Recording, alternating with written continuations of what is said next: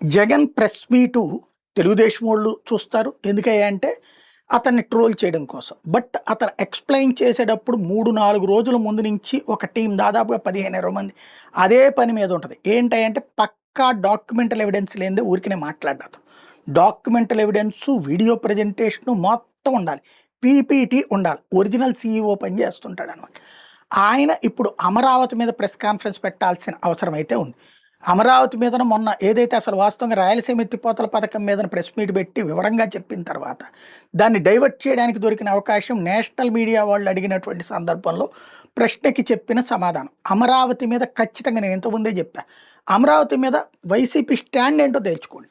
అది జగన్ నోట్లో నుంచి రావాలి. ఇదిగో ఇప్పుడు సజ్జల చెప్పిన మాట నిజమైతే అది జగన్ నోట్లో నుంచి రావాలి.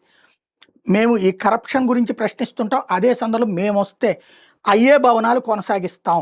ఇక మార్చే ఉద్దేశం లేదు. అట్ ద సేమ్ టైం రైతులకి మరింత వేగంగా న్యాయం అందేలా చూస్తాం. డెవలప్మెంట్ వేగంగా మేమైతే చేయగలం అన్నటువంటిది చెప్పాలి.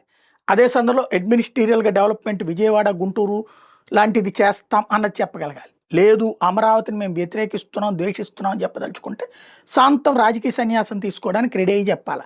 ఏదైనా సరే త్వరగా జగన్ ప్రెస్ కాన్ఫరెన్స్ పెట్టకపోతే డ్యామేజీ పదే పదే అవుతూనే ఉంటుంది.